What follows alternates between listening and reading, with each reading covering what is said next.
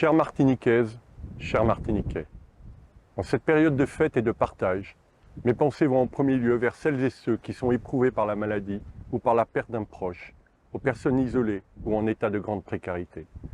Je pense également à nos personnels de santé, de secours et à nos forces de sécurité qui veilleront sur nous durant cette nuit de la Saint-Sylvestre. Je veux leur exprimer toute ma reconnaissance et ma gratitude pour leur engagement quotidien au service de la population.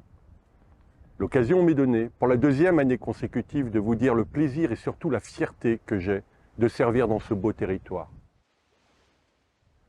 La Martinique possède de nombreux atouts à bien des égards. Je pense naturellement à sa biodiversité, sa géologie unique et sa richesse culturelle qui lui ont valu l'obtention en seulement 2 ans de 3 labels prestigieux à l'UNESCO. Patrimoine culturel immatériel pour la Yole-Ronde, patrimoine mondial pour le volcan et les forêts de la montagne Pelée et des Pitons du Nord, et réserve mondiale de biosphère pour l'ensemble du territoire terrestre et marin. Je pense aussi au patrimoine culturel et exceptionnel de la Martinique, à la faveur de ces établissements et associations culturelles qui continuent de faire vivre la tradition et font un travail de transmission remarquable. Je veux également mentionner l'ambition économique de la Martinique, tournée vers la Caraïbe et à l'international grâce au projet d'extension et de modernisation du grand port maritime, qui augmentera l'activité portuaire et créera de l'emploi, mais aussi l'extension récemment inaugurée de son aéroport. Ainsi, la Martinique se singularise par ses secteurs d'activité dont l'innovation et l'excellence sont de mieux en mieux reconnus. En témoignent les 17 porteurs de projets martiniquais lauréats du dispositif France 2030 déployé par le gouvernement. Enfin, notre territoire rayonne partout dans la région Caraïbe grâce à la présence stratégique de forces opérationnelles maritimes et militaires qui concourent par une coopération active avec leurs homologues de la Caraïbe à la lutte contre le narcotrafic, la recherche et le sauvetage en mer ou la protection contre les pollutions maritimes.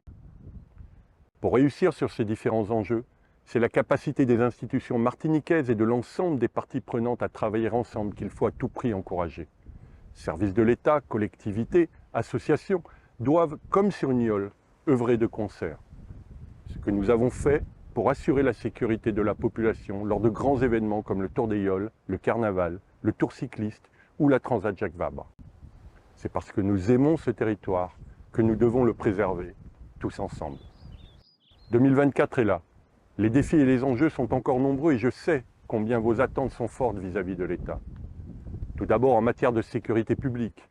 La Martinique a été marquée cette année par des faits de violence d'une extrême gravité, notamment pour ce qui concerne les homicides par arme à feu, les violences intrafamiliales, les vols avec violence ou encore les agressions.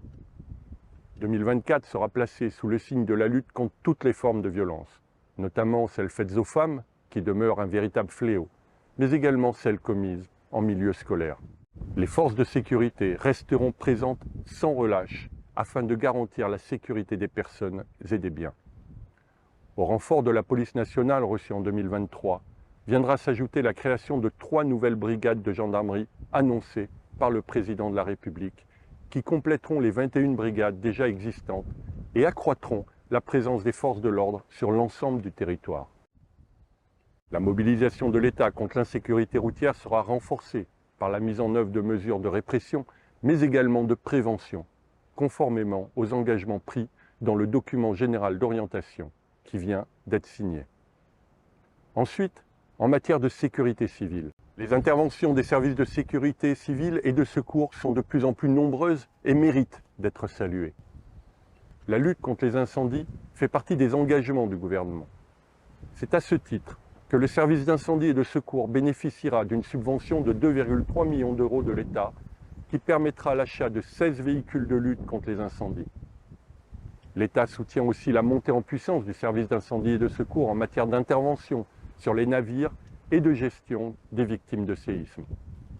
De même, les actions de sensibilisation et de prévention contre les risques naturels majeurs resteront au centre des préoccupations des services de l'État.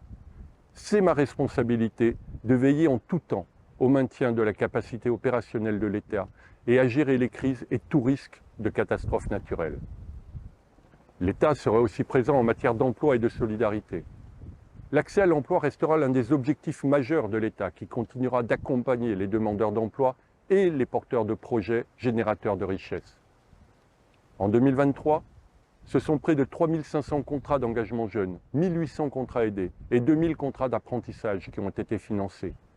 Ce déploiement continuera en 2024 pour apporter aux jeunes Martiniquais des perspectives d'avenir, pour les amener à servir plus grand que soi. Sur le plan des solidarités, la mise en œuvre du pacte de solidarité permettra de décliner à l'échelle du territoire un ensemble de mesures cofinancées par l'État et les collectivités afin de lutter efficacement contre la pauvreté et les inégalités. La solidarité, c'est aussi redonner du pouvoir d'achat aux Martiniquais en luttant contre la vie chère. Nous poursuivrons encore cette année les échanges avec l'ensemble des acteurs de la chaîne de valeur afin de renforcer le bouclier qualité-prix.